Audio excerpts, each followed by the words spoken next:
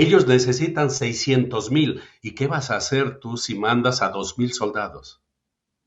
Ese es un chiste, realmente es una broma. Claro. ¿Por qué? Algo así como una mención que hace Trump refiriéndose a Dios, algo así como que él es como un enviado y él viene a representar y a defender estos principios. Que trascienda definitivamente el capitalismo, y en eso implica terminar con los Macron, con los Putin, con los Trump y todos esos personajes. ¿Cuál es el peligro entonces de que Donald Trump ascienda? Seguridad para su capital y ganancia para su capital. Donde hay ganancia, ellos están ahí. Son sociedades que tienen bienestar económico, pero ¿a condición de qué? De promover agendas antihumanas, plus queer, no sé qué, que la gente se puede sentir arbolito, lo que sea. Lo que un pueblo aprendió inconscientemente es muy difícil sacar esas ideas conscientemente. Y si yo fuera un físico, un matemático, un administrativo, un financiero que me contrate una empresa de armas para trabajar ahí, o un ingeniero en computación, ingeniero en sistemas, todo lo que necesitan, o hasta el que limpia los pisos y los baños de las fábricas de armas, yo me rehusaría a trabajar ahí. Y no le interesa el ser humano, le interesa la ganancia. Lo peor es que a la gente se le ha quitado el alma. No nos olvidemos que en general el pueblo norteamericano no es un pueblo ilustrado. Fíjense la gran contradicción que hay dentro del poder mundial. Hay que apoyar la guerra, hay que apoyar a Ucrania, no hay que permitir que gane Rusia. Se los vuelvo a repetir. Hay que apoyar a Ucrania, por ende hay que apoyar la guerra y hay que evitar que Rusia gane. Eso lo dicen por un lado los que quieren levantar la bandera de la libertad y el mundo libre. Y por el otro lado, en las mismas esferas de lo más alto del poder mundial, dicen hay que evitar la guerra y evitar sobre todo la tercera. ¿De quién estamos hablando? Y esta contradicción, ¿cómo es clave para entender lo que está pasando y lo que le puede pasar al mundo? Nos los trae aquí el doctor Julio Roldán. Soy Roberto de la Madrid y esto es Detrás de la Razón. Comenzamos.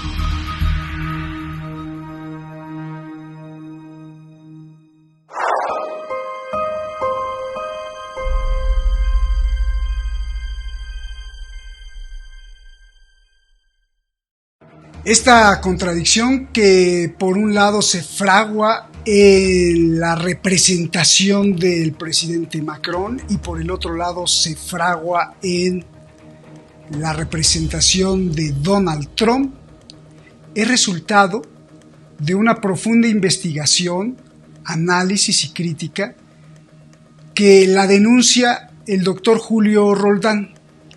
El doctor Julio Roldán, usted lo conoce muy bien, tú lo conoces muy bien, es un estudioso y justamente analizando el acontecer mundial ha detectado esto, y de esto hoy en una clase magistral nos va a explicar exactamente qué significado tiene, cuáles son las repercusiones y cómo es que ha investigado todos estos brazos de un pulpo que nos puede llevar a lo peor, ojalá que no.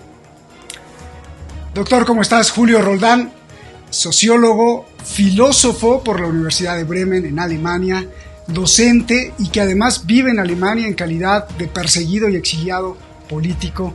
Es un placer tenerte aquí, Julio, y bueno, pues te vamos a escuchar con mucha atención, que esta contradicción creo que es muy clave para entender lo que está pasando y las diferencias incluso con la Segunda Guerra Mundial, y cómo nos enfilamos hacia una tercera y cómo otros no quieren. Te escuchamos con mucha atención, Julio, por favor.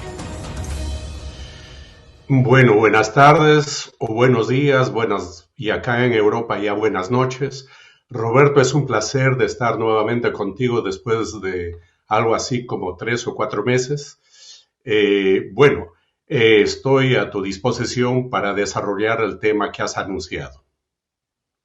Muchísimas gracias, Julio. Bueno, pues vamos a empezar primero con Macron. ¿Por qué Macron se enarbola como o quiere ser el representante del mundo libre cuando, pues primero no lo tiene fácil?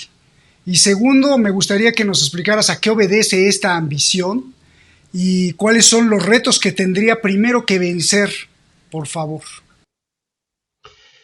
Lo que tendríamos que comenzar es diciendo que al interior del sistema, al interior del poder, al interior de las clases dominantes que controlan el mundo, siempre hay contradicciones.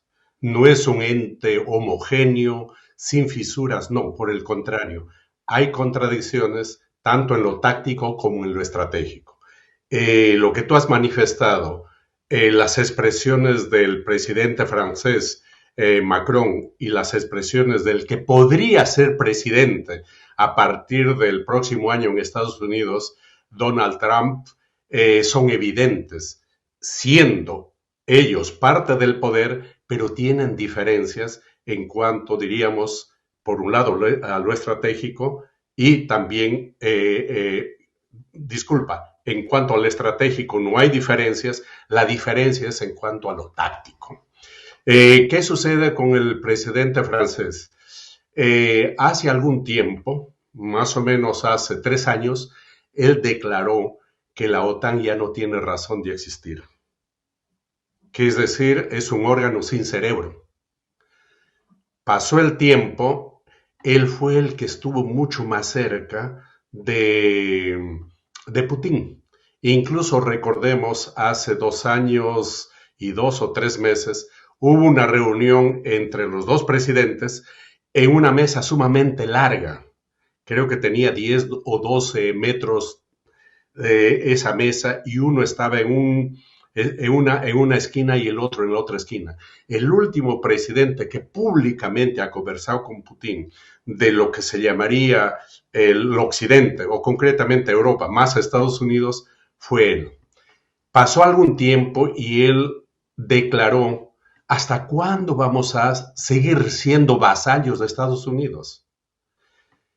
Pasa el tiempo y luego aparece diciendo últimamente que la OTAN y concretamente Francia estarían dispuestos a enviar soldados directamente a Ucrania para luchar en contra de Rusia.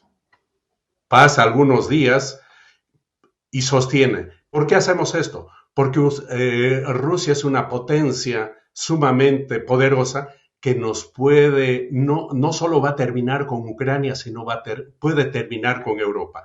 Y para evitar eso, hay que hacer esto. Pasan 8 días y dicen: no, Rusia es una potencia simplemente regional. Y por último, hace 6 o 7 días, declaró que él va a conversar con Putin porque le gustaría que haya una pausa, un alto al fuego, ya que quiere celebrar en paz y en calma las Olimpiadas que comienza en julio y termina a mediados de agosto. Con este tipo de declaraciones, ¿qué podríamos decir de él? Es un personaje bastante cómico, porque lo que quiere demostrar es que quiere estar en la cresta de la ola política. Un personaje que quiere siempre estar llamando la atención de los medios de comunicación y para esto hace este tipo de declaraciones. Vayamos de lo superficial un poco a lo profundo. ¿Qué pasa? ¿Qué problemas tiene Francia? Tiene problemas internos. Yo hace un mes estuve en París 2 semanas y realmente el movimiento agrario de los agrarios ha sido sumamente grande en ningún otro país europeo, pero ese fenómeno no se ha solucionado. Ese fenómeno, ese problema está vigente. En segundo lugar, tienen problemas, ellos quieren calma y tranquilidad para celebrar las Olimpiadas de este año que van a ser en París. Y para eso necesitan, lógicamente, tranquilidad, porque es el prestigio mundial y además de eso es el turismo.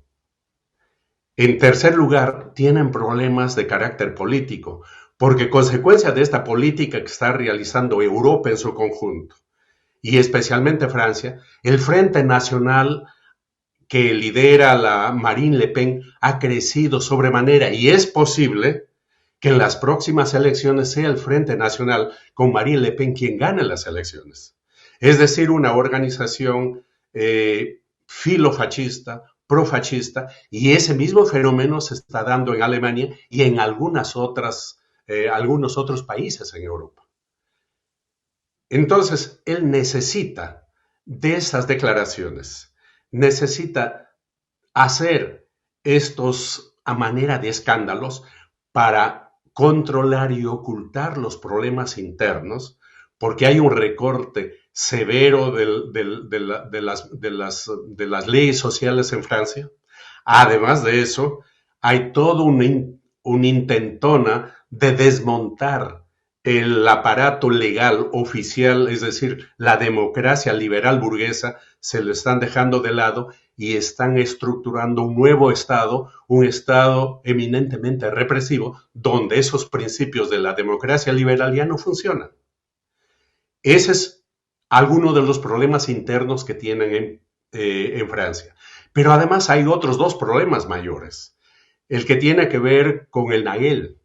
¿Por qué? Porque de esos países que ellos controlan, la economía, el Banco Central, disculpa, el Banco Central de reserva de 14 países africanos controla todavía los franceses. 3 han sido, a través de golpes de Estado, han sido prácticamente alejados del control y la influencia francesa. Y hay uno particularmente, el caso de Níger, porque tiene que ver directamente con una mina de uranio. Y esa mina prácticamente los franceses traían o recogían el uranio sin pago alguno. Prácticamente era su mina. Al darse el golpe, al controlar la nueva junta el país y estas minas, ahora ellos tienen que pagar el uranio a precio de mercado. Ahora nos preguntamos, ¿y por qué los demás países, y especialmente Estados Unidos, por qué no apoyó a Francia en esta zona del Nagel? ¿Qué pasó? Claro, los norteamericanos están haciendo con Francia lo que hicieron con los alemanes, con el Nord Stream 2, porque sencillamente se tiraron abajo ese gasoducto para que los alemanes compren el gas licuado de ellos.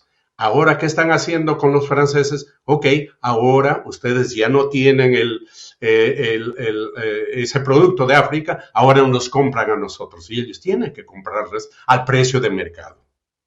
Ahí hay un problema y además de eso, ¿qué tiene que ver esto? Tiene que ver con la penetración a nivel económico de China. Y no solo eso, estos gobiernos están apoyados y orientados por las Fuerzas Armadas rusas. Incluso este grupo que se llamaba el Grupo Wagner ha estado ahí. Por lo tanto, las fuerzas francesas, alemanas de Mali, las francesas de esa zona han tenido que salir y ahora, ¿quién tiene la influencia? No sé si control, pero tienen la influencia económica es China y la influencia político-militar tiene Rusia, porque Rusia penetra hoy, tiene buenas relaciones con 40 estados africanos. Incluso hace algo así como 4 o 5 meses, muchos presidentes militares de esta zona del Nagel fueron a Moscú y tuvieron una reunión directamente con Putin. Entonces ahí hay un problema que a ellos le están quitando sus semicolonias y podríamos decir sus colonias le están desplazando. Y el tercer punto que tiene que ver con el caso de Francia es que se anuncia, si Trump gana las elecciones, lo ha dicho él públicamente, en 24 horas termino esa guerra. ¿Es posible? Sí, porque el gran apoyo que tiene Ucrania es principalmente de Estados Unidos y el segundo es de Alemania.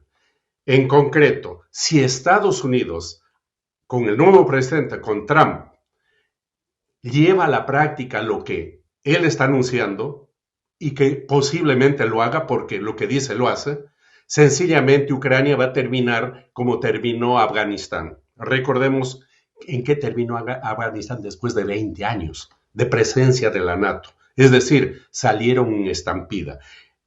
Ahí viene y entra a tallar Macron, que quiere aparecer como el nuevo Napoleón, como el nuevo orientador de la política internacional europea, en la medida que, por un lado, los ingleses siempre trabajan con los norteamericanos, los alemanes están de capa caída, no hay ninguna figura que aparezca siendo el portavoz de los intereses europeos.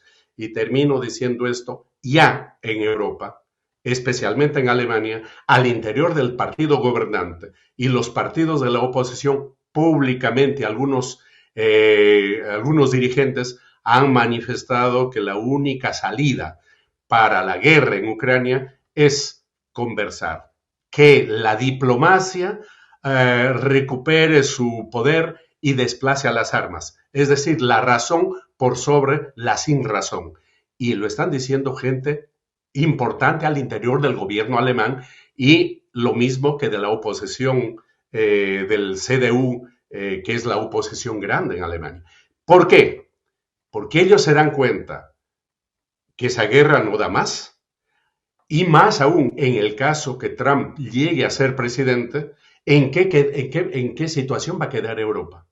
Europa va a ser muy simplemente el papel del ridículo, no va a poder negociar, no estaría en condiciones de imponer algunos hechos que los ucranianos están reclamando, y es por eso que ya ahora están conversando.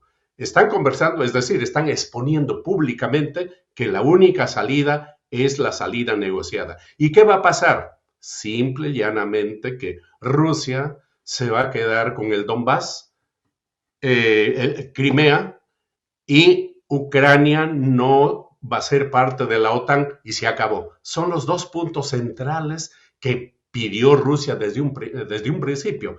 Y eso para los rusos es innegociable, y eso es posible que acá tengan que aceptarlo a fuerza de, o corriéndose el riesgo que no consigan absolutamente nada más de lo que supuestamente ellos pretenden. Julio, me imagino que cuando te estabas refiriendo a los focos rojos para Francia en el Sahel, en esta parte de África, esos focos rojos, los más importantes, o sea, la alerta que tienen ahí es Burkina Faso, Mali y Níger, en donde cada vez más hay más influencia de China en lo económico y en lo militar y político, de Rusia, de las Fuerzas Armadas rusas y de también su ejército militar del grupo Wagner, ¿no? Si es así, bueno, pues ya está la precisión. Y ahora déjame entender, lo que pretende, me acordé de Lafayette, lo que pretende Macron es que si Donald Trump gana, entonces el mundo, según Macron, ya no tendría ese faro de libertad que significaría Estados Unidos con su destino manifiesto y su excepcionalidad, porque sería un país ultraconservador de derecha liderado por Trump, y entonces el papel de Estados Unidos caería en las manos de Macron para levantar la bandera de la libertad, la igualdad, la justicia, la democracia, al estilo napoleónico. Y por eso me acordé de Lafayette, porque Lafayette fue un general francés que fue a luchar allá en la guerra en Estados Unidos con esta idea independentista, idea de la libertad y de la justicia de la Revolución Francesa. Entonces, eso es lo que estoy entendiendo, que Macron está planeando que si Donald Trump se hace con la presidencia de Estados Unidos, el nuevo Estados Unidos en su visión libertadora, libertaria, sería la Francia de Macron. Si es así, qué sueño y qué pesadilla, ¿no? A ver, Julio. Claro, todavía hay algunos franceses que tienen la idea que Francia es la gran Francia. Todavía tienen ese orgullo creen que son uno de los poderes que determina la vida política en el mundo actual. Pero es decir, ellos están soñando porque Francia y Europa no tienen capacidad de reemplazar a los Estados Unidos. Por lo tanto, si no tienen capacidad, no tienen capacidad, por lo tanto, no tienen capacidad de enfrentarse a Rusia y menos a China. Y por acá entramos al otro punto que tú has mencionado. ¿Qué sucede? Al interior del poder en Estados Unidos, ellos están también divididos.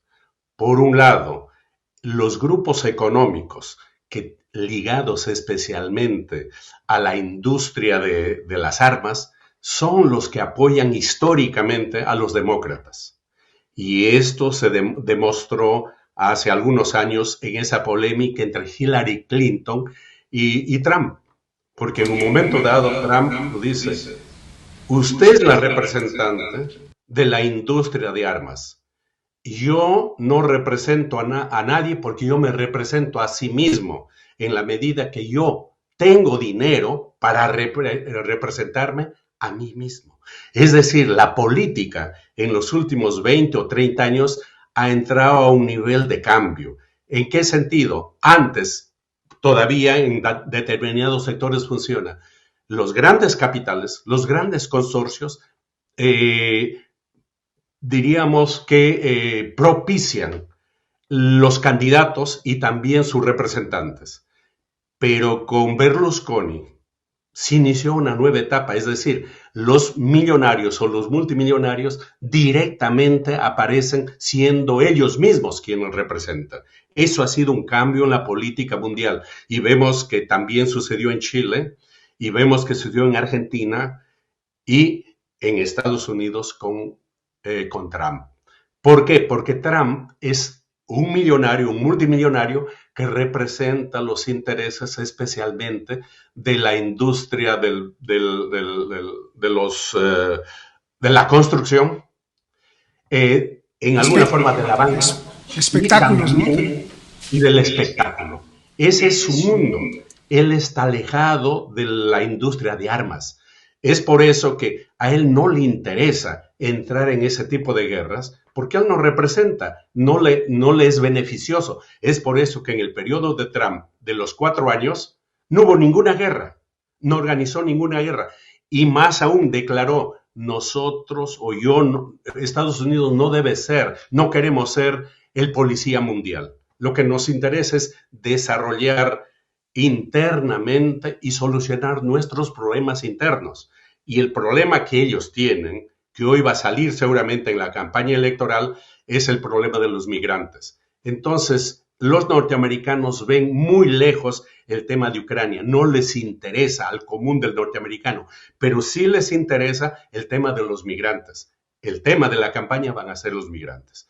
Ok, entonces, el poder norteamericano en perspectiva larga, es decir, estratégicamente, lo han declarado un montón de veces que su enemigo es China. Ellos saben perfectamente que China gana tiempo, ellos tienen espacio.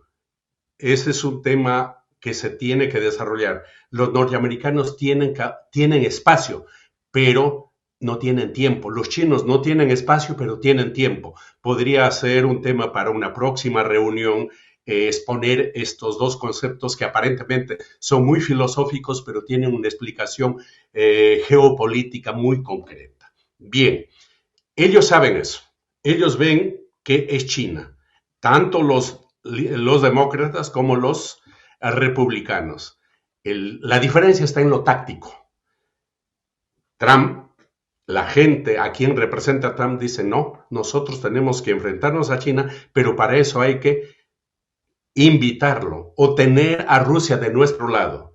Incluso en las elecciones antipenúltimas se dijo que los rusos lo han ayudado a Trump a ganar las elecciones. Recordemos eso.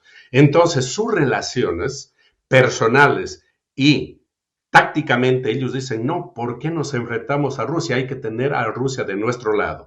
Mientras que los demócratas sostienen lo contrario, no, a Rusia no podemos tenerlo de nuestro lado, lo que tenemos que hacer con Rusia es reducirlo a su mínima expresión. Obama dijo, Rusia no puede ser más que un poder regional. Entonces, cuando nosotros tengamos que enfrentarnos ya directamente con los chinos, Rusia va a estar en un nivel de insignificancia y nosotros con nuestro poder, nuestros apoyantes europeos, podemos enfrentarnos en mejores condiciones a los chinos. Esa es la diferencia. Es por eso que si gana Trump, él ha dicho, esta guerra termina porque él quiere o necesita tener un acercamiento a Rusia. Cómicamente, tú mencionaste la Primera y la Segunda Guerra Mundial. En la Segunda Guerra Mundial, que está mucho más cerca, los guerreristas, los que tenían hambre de sangre, los que querían muertos, eran los fascistas.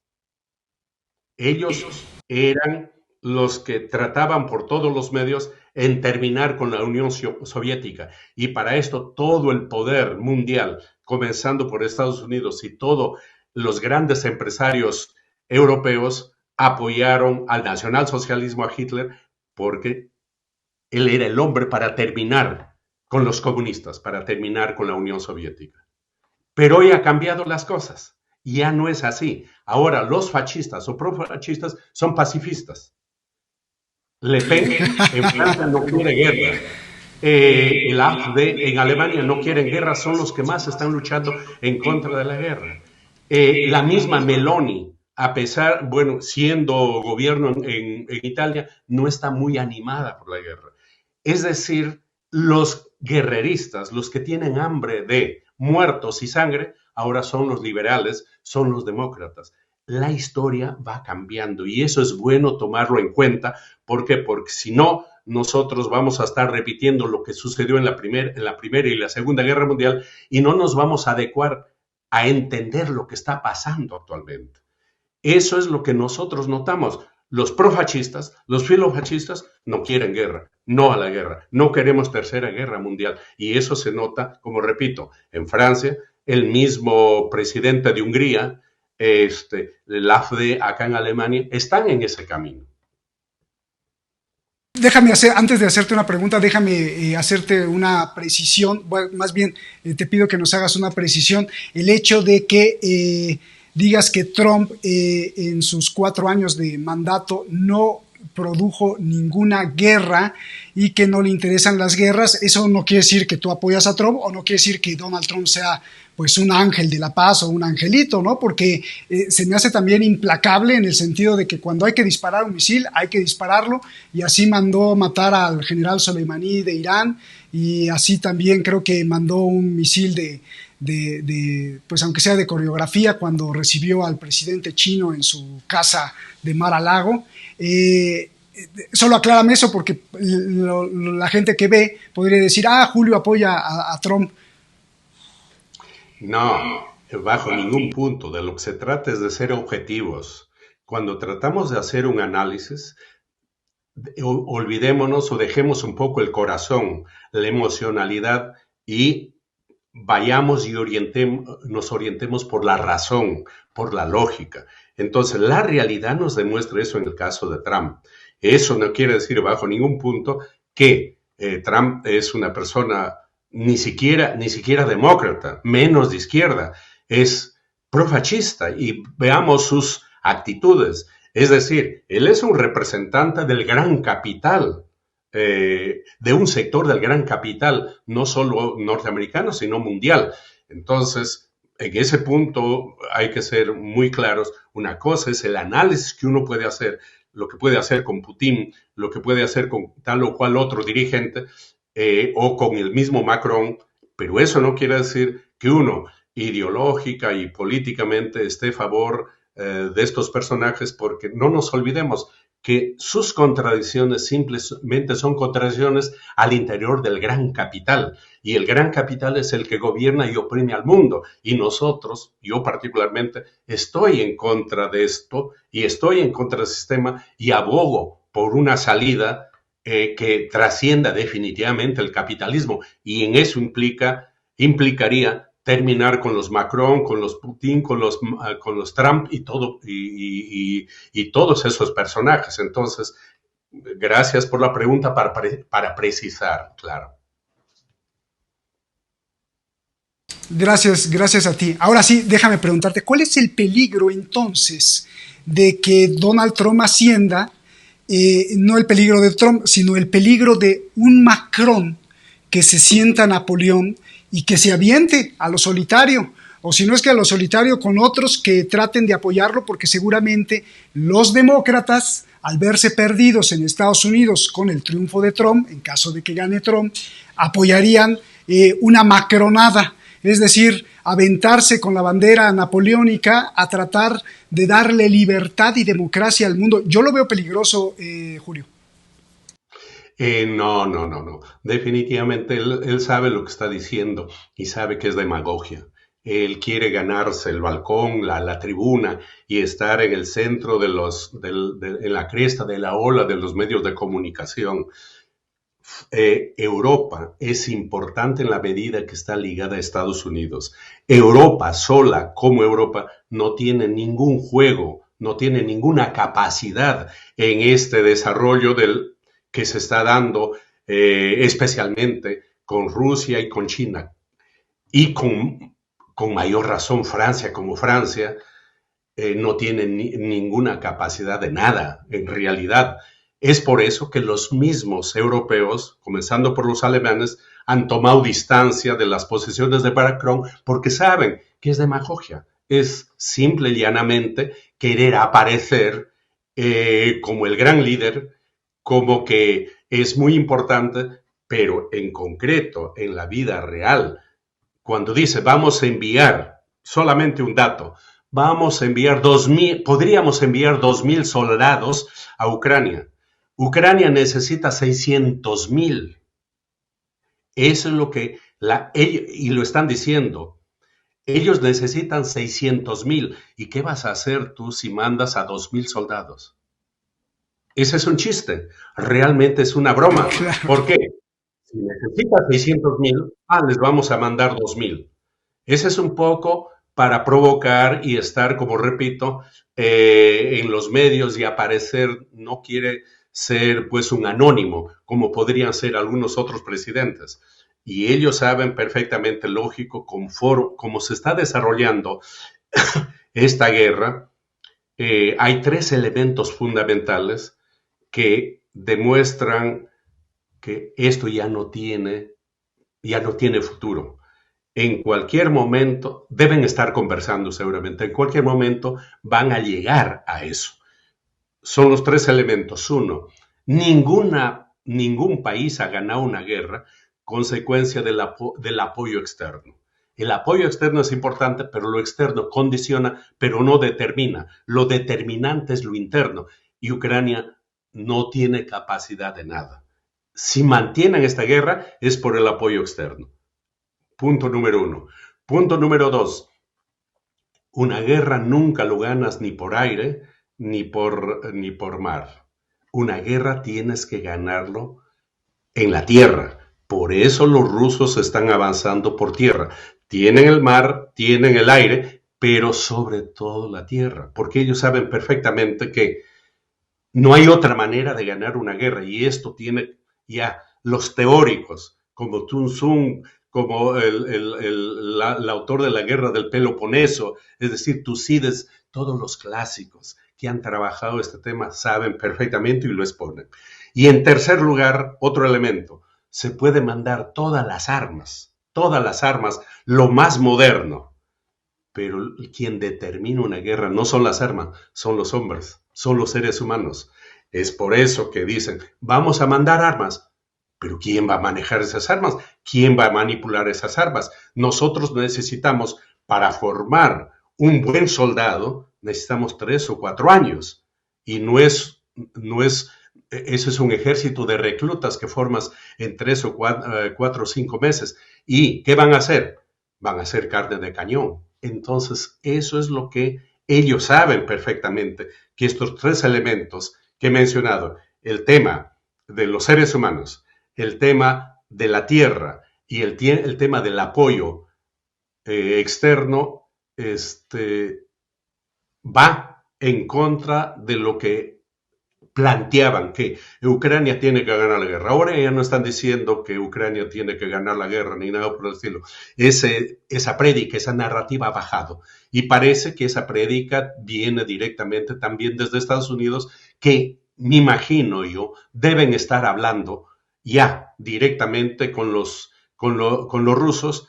A la larga se van a reunir ellos y van a decidir, esto se acabó. Eso es que no hay otra salida. Julio, nos hablaste de los desafíos y los problemas que tiene Macron, tanto interna como externamente. ¿Cuáles serían los problemas y desafíos a vencer que tiene Trump o que tendría Trump como presidente? Bueno, el primero tendría que verse cómo se va a desarrollar estas elecciones, ¿no? Porque hay una idea, se ha comenzado a barajar una idea, todavía a nivel de las redes sociales, que poniendo un argumento, un pretexto de que estamos en guerra, se le extendería el mandato a Biden 4 años más. No, los grandes medios de comunicación norteamericanos no lo han sacado todavía, pero un poco se ha deslizado esa idea, porque saben que Trump va, lo más seguro es que gane las elecciones. Entonces, ante esa situación, nos preguntaríamos qué va a pasar en Estados Unidos. La gente de Trump van a aceptar este juego, porque se podría argumentar, se ha soltado la idea que como estamos en una situación de peligro, de guerra, entonces evitamos las elecciones y que Biden gobierne 4 años más. Ese es un problema que se tendría que solucionar. Seguro, me atrevo a decir, que habría una guerra civil seguramente en Estados Unidos. Por ahí hay un problema. Por otro lado, hay el problema que lógicamente en el caso que Trump gana las elecciones es el problema de la guerra, esto lo van a terminar, pero su gran problema es China. Ellos saben perfectamente y lo han dicho. Trump lo ha repetido varias veces. El gran problema es China. ¿Cómo lo van a enfrentar? ¿Ganándose a Rusia? Europa es prácticamente de ellos, es parte de ellos, pero la situación es cómo enfrentar a China. Y esto implica ver, no en 1 año, 2 años, 3 años, sino el tema es a mediano plazo. Es decir, estamos hablando de 10, 15 o 20 años, porque no se va a definir en una situación a corto plazo. Esto se define o a mediano plazo o a largo plazo, porque sienten claramente, y los mismos estudiosos norteamericanos dicen que lógicamente Europa y Estados Unidos está en decadencia y el que se avisora, el que se ve que levanta y el tiempo juega a su favor es efectivamente China. Lo están diciendo ellos. Incluso hay ciertos sectores que presionan sosteniendo que se debería de iniciar un enfrentamiento directo con China, pero la mayoría dice no. Ahí viene un gran problema. ¿Qué va a pasar? ¿Qué van a hacer? Y lo que estamos estudiando el tema, sabemos perfectamente que la posibilidad para que haya un cambio de un centro de una civilización a otra sin guerra, la posibilidad es mínima. Y normalmente es a través de las guerras. Hicieron un estudio en Estados Unidos analizando cómo cayeron 16 imperios. De esos 16 imperios, 4 terminaron, diríamos, pacíficamente. El imperio de Alejandro, el imperio de los mongoles, controlaba los Hohenzollern, los alemanes, que lo terminó Napoleón a través de un decreto. Son más o menos 4 grandes imperios que han terminado pacíficamente, pero los demás siempre lo han hecho luchando. Entonces ahí entra a tallar lo que llaman la trampa de Tucídides. ¿Qué va a suceder? Por miedo, por temor al crecimiento del enemigo, iniciamos una guerra que después lo vamos a perder. es decir, lo que pasó en esa guerra del Peloponeso entre Atenas y Esparta. Ahí están discutiendo. Ese es un tema que es al interior de los intelectuales, los académicos, se diría que es el tema central. ¿Cuál va a ser el destino? ¿Se va a terminar en guerra o se va a terminar pacíficamente? Ya que tocaste el tema de Trump, bueno, antes me hiciste recordar uno de los más grandes imperios de la historia, el imperio persa, pues sucumbió bajo la sangre de los islámicos que venían árabes y que les cortaban la cabeza para imponerles sus condiciones y su religión, y así acabaron los persas. Sí, siempre con guerras e imposición, la mayoría. Elocuente lo que dices, y justo en estos momentos. Ya que hablaste de cambios de civilización, ya que hablaste de Donald Trump, yo te quiero preguntar si ves algún problema o no hay ningún problema y esto es pues normal y lo va a asimilar la sociedad o las sociedades del mundo.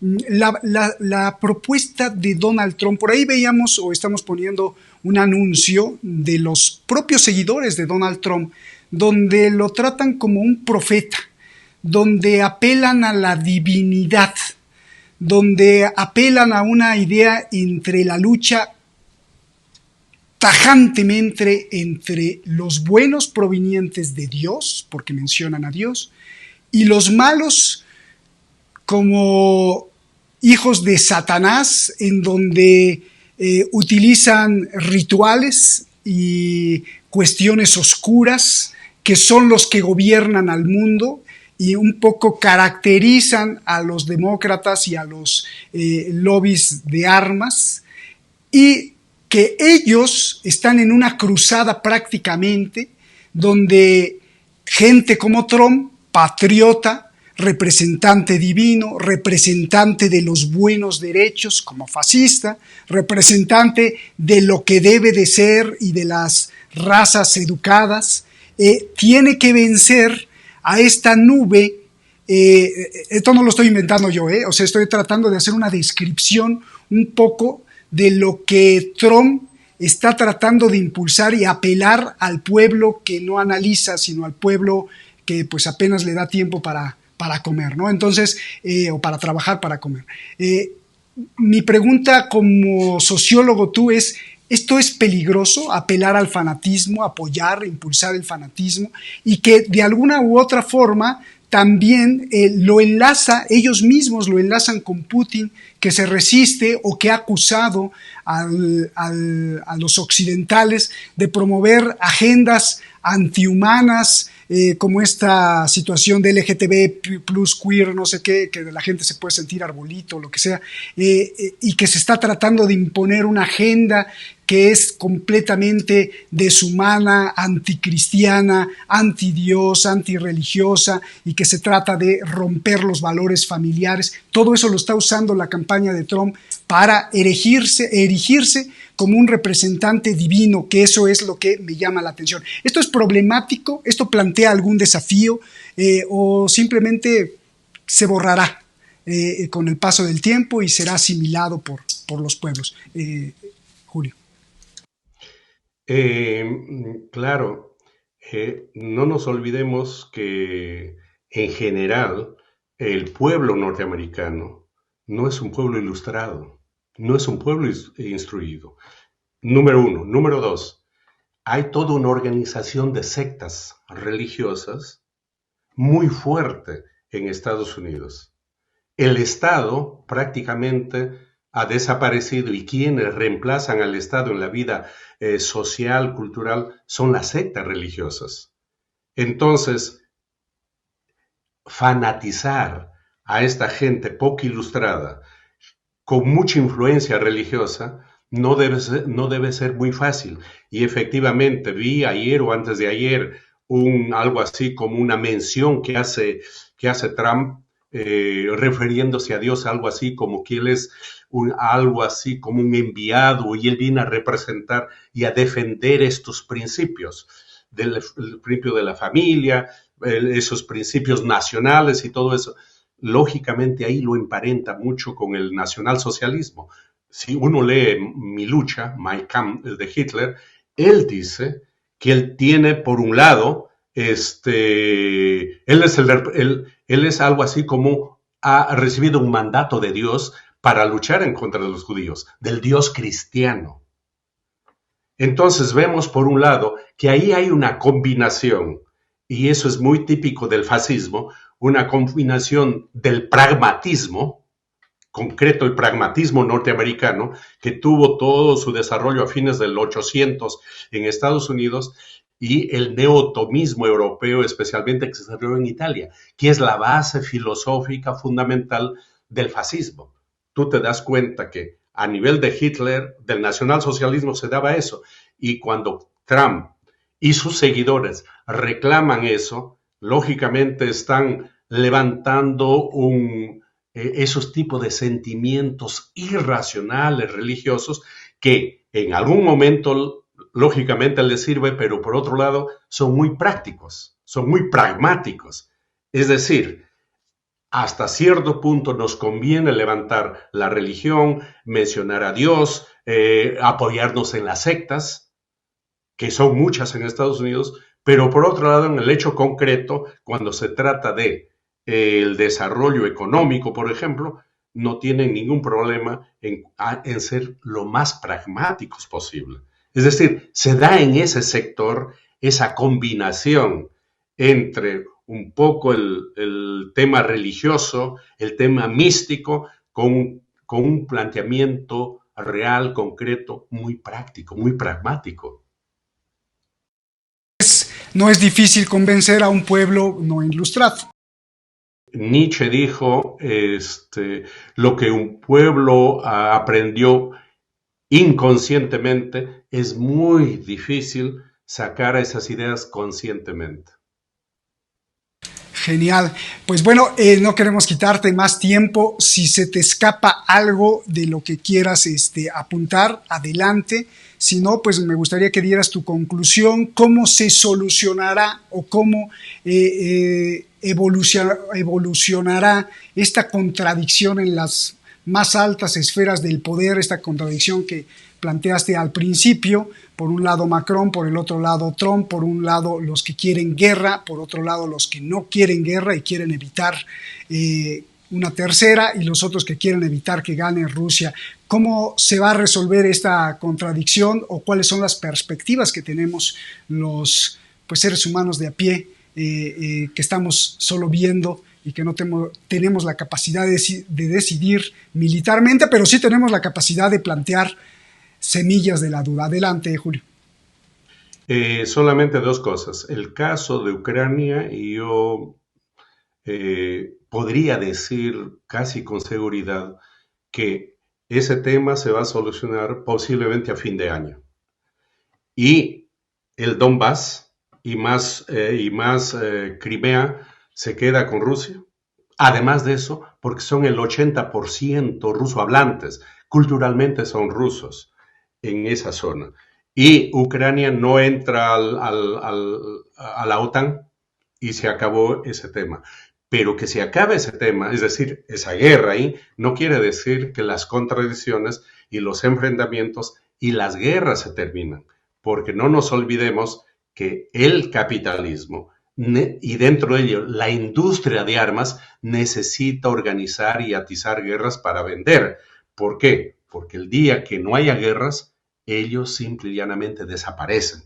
Por lo tanto, van a aparecer, ya tenemos como 21 guerras en el mundo y seguramente van a aparecer otras en otros lugares, y es posible que un punto central donde tenga que ver con este hecho sea África, por la importancia que tiene África y por el giro que está dando África.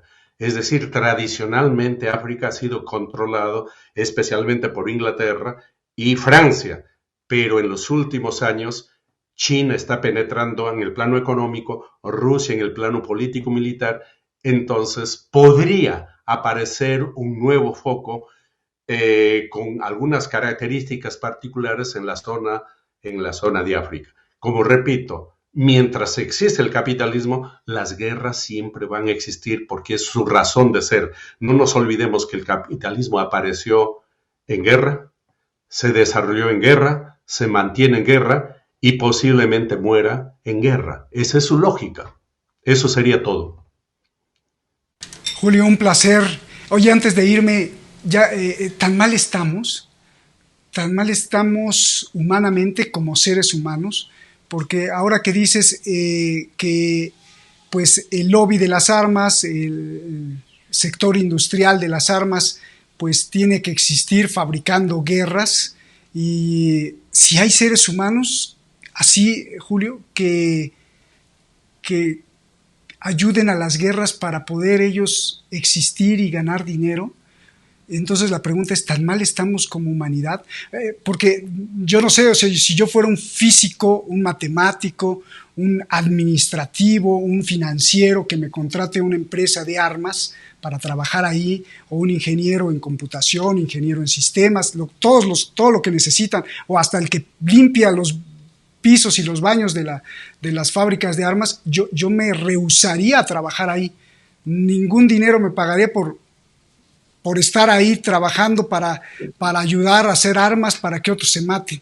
Pero me imagino que hay mucha gente que sí. Entonces la pregunta es, ¿tan mal está la humanidad que hay gente que, pues con tal de ganar dinero, trabaja y presta sus servicios, ya sea matemáticos, físicos, científicos, de administración, de finanzas, para que estas cosas existan, y además los que están ahí como estrategas a ver en dónde hacemos una guerra para, o sea, tan mal? ¿Cómo explicar antropológica y socialmente al ser humano así? Sí, lo que debemos entender es cómo funciona el sistema.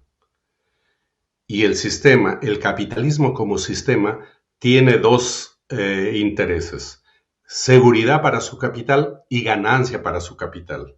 Donde hay ganancia, ellos están ahí. Y a la vez seguridad. Y no le interesa el ser humano, le interesa la ganancia. Nos ven a nosotros en la medida que rendimos. Si nosotros rendimos materialmente, el ser humano rinde materialmente, es interesante, lo aprovechan, lo ayudan, pero el día que esta persona se enferma, el día que esta persona está vieja, se olvidan de él. ¿Por qué? Porque el interés fundamental es la ganancia, no es el interés del ser humano. Tú, desde un punto de vista humanista, estás planteando lo contrario. Como seres humanos, a nosotros nos interesa el ser humano. El tema central para nosotros es el ser humano, no la ganancia. Por eso se ve claramente cuando la gente dice, yo tengo, y el otro lo dice, ¿y qué eres? Ah, pero tengo. ¿Qué tengo? Tengo un auto, tengo millones, tengo esto. Pero como ser humano, ¿qué eres? Como ser humano eres un pobre diablo, posiblemente, un analfabeto, una persona deshumanizada.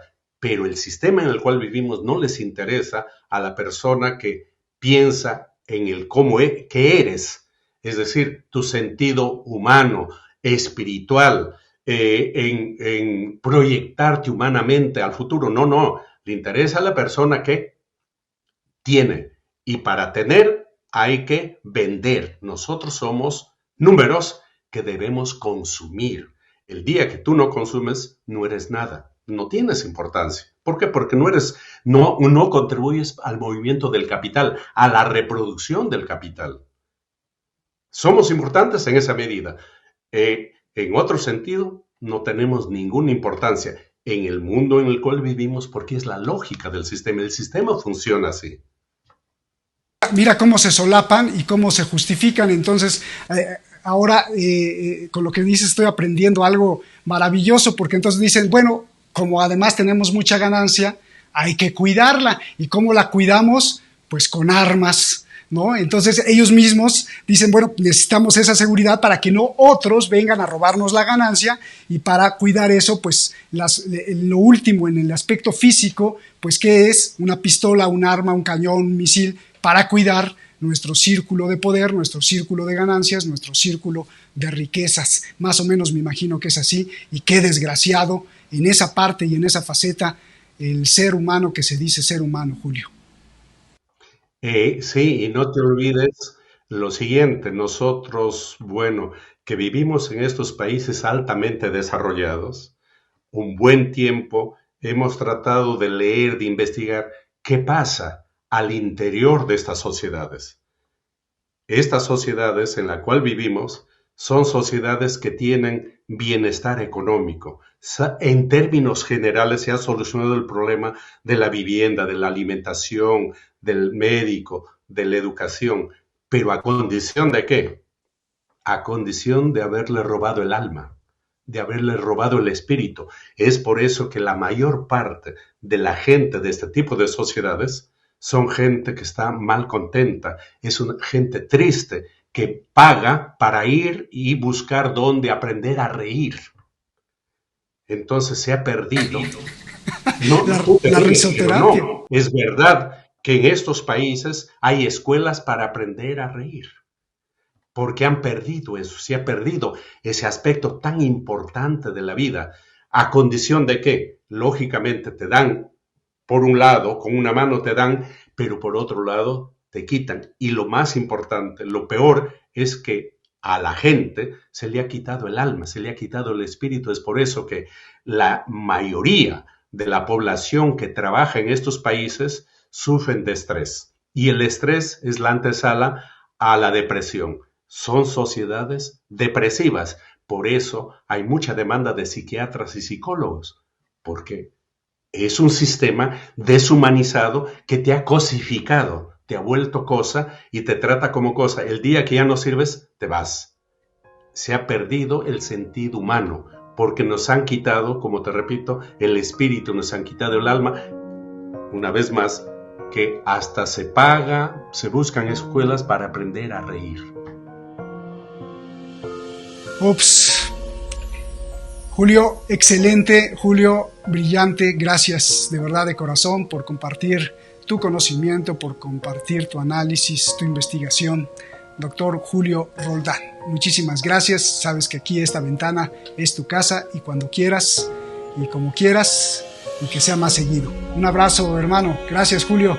Y no lo digo, sabes, por religión, sino ni por ser religioso, no, sino porque creo que la hermandad es lo que debe de prevalecer entre todos los seres humanos. Gracias, gracias hermano y gracias hermanos a todos los que nos ven y nos siguen y nos ven en cualquier parte del mundo. Nos vemos hasta la próxima y mucha suerte. De igual manera, un abrazo a la distancia. Gracias. Hasta la próxima. Chao.